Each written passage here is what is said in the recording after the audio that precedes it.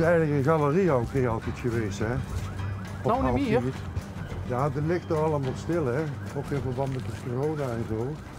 Want we organiseerden toch al ieder jaar een aantal van die kleinschalige festivals met exposities erbij en zo. Hey. Ja. En ja, dat is dan stil komen te liggen, hè? De laatste 2 jaar zo'n beetje. En ja, ik ben ook veel met mijn eigen werk bezig. Ik maak veel fotoboeken, collages. Waar is zo'n atelier dan? Ja, overal? Dat is overal, ja. Maar hoe lang woont je hier al?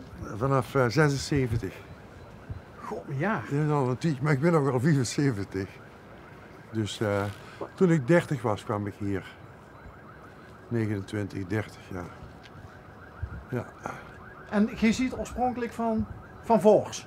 Ja, ik ben geboren in Osteren. Osteren. Maar toen ik 7 jaar was, ik was de oudste. Toen is mijn vader en moeder verhuisd naar Kasteel Ooyen in Boekhuizenvoort. Echt waar? En daar ben ik opgegroeid. Er zijn slechtere plekken om op te groeien. Dat is inderdaad. Ze waren dat is goed. Dat is een geweldige jeugd gehad hoor. We hadden dus een hele grote boerderie.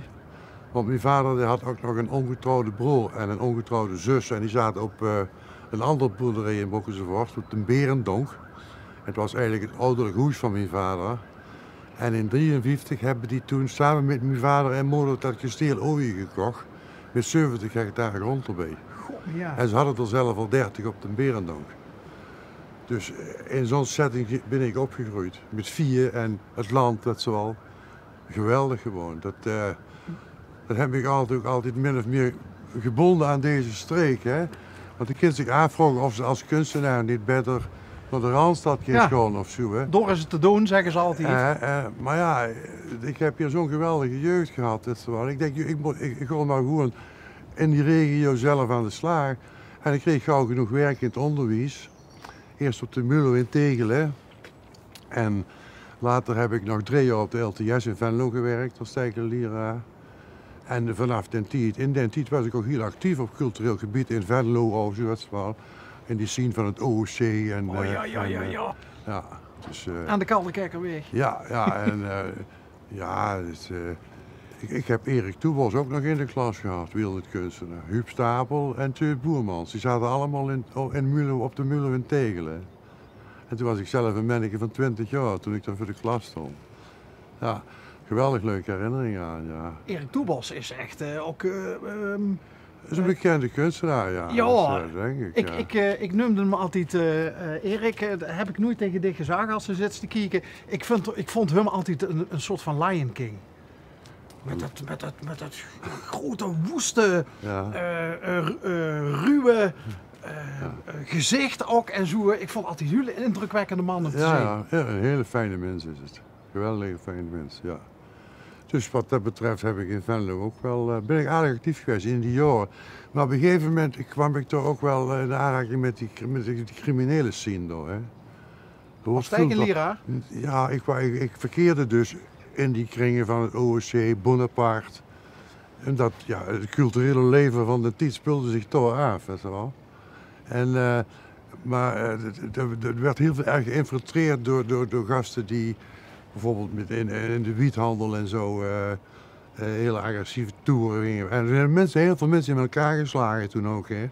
Dus en dat tijd stond Venlo best wel slecht bekend als stad. Er werd veel gevochten op de parade altijd. Er was ieder weekend raak. Hè.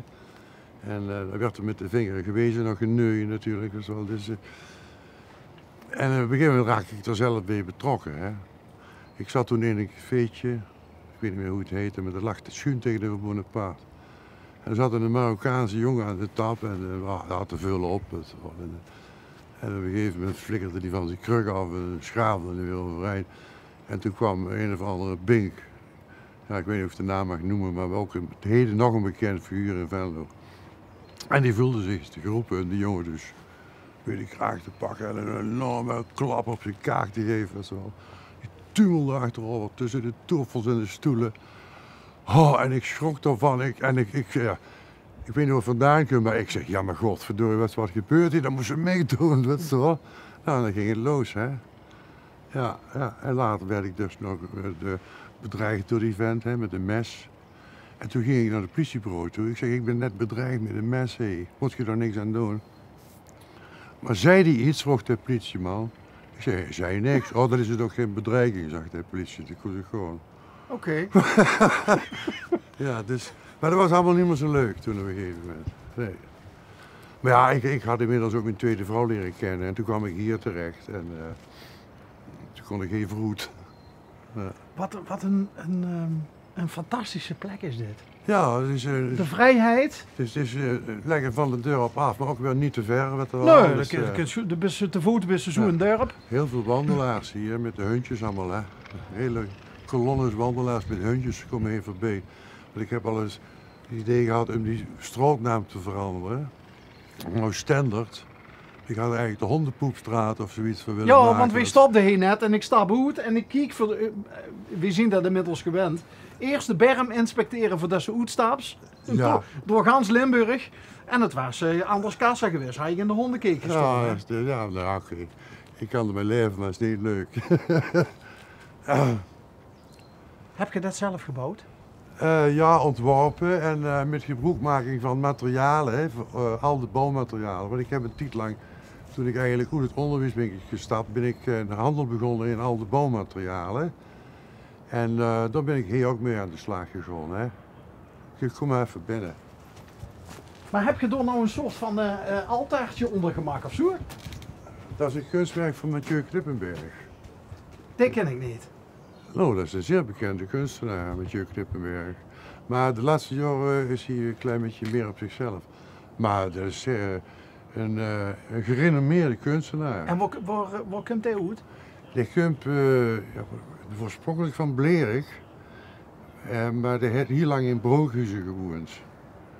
En in Borle heeft hij gewoond, maar in Brookhuizen heeft hij gewoond. En in de tijd dat hij in Brookhuizen woonde, heb ik dat beeld van hem gekocht toen. Ik vind het in ieder geval gaaf. De kadok Ja, kom die maar er even, zit. als je dichterbij kijkt. Dus,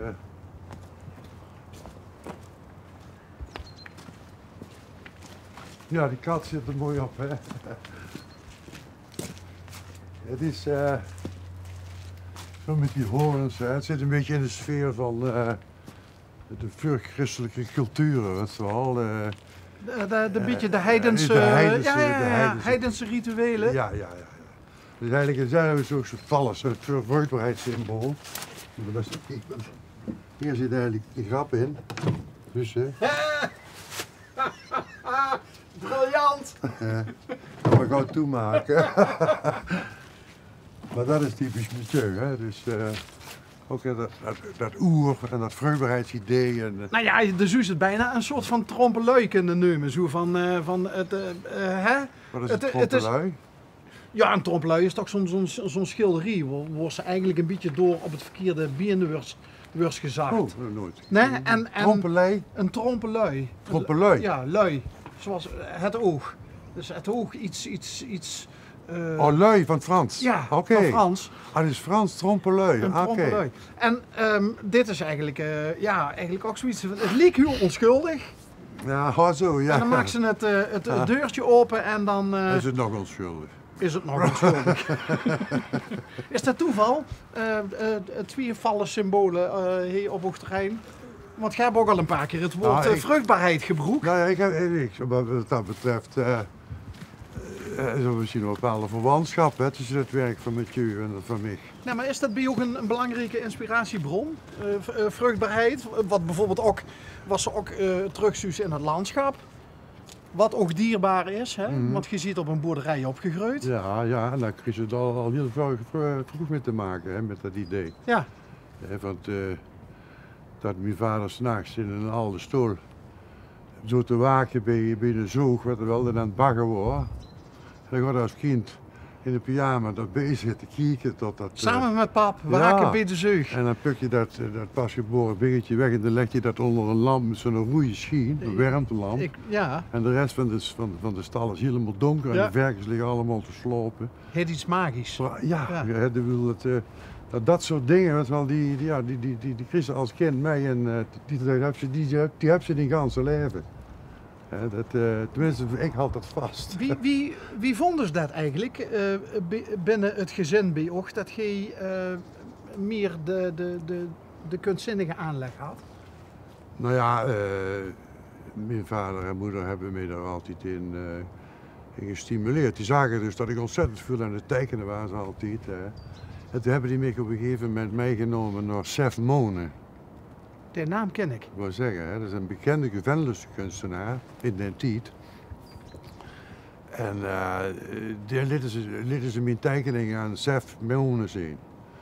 En dan zei Sef, doe dat jongen door de academie. Dat zo. En zo kwam ik er eigenlijk terecht. Toen heb ik eerst in Maastricht gestudeerd en later in Tilburg. Maar voordat ik ging studeren werkte ik altijd op de boerderij ook altijd mee, hè, de vakanties. En als kind begint dat al op de boerderij. Hè. Als ze 8 jaar bent, dan moet je ook de tractor aanpakken, hè? ja. En ja, dus dat is eigenlijk zo'n beetje mijn achtergrond.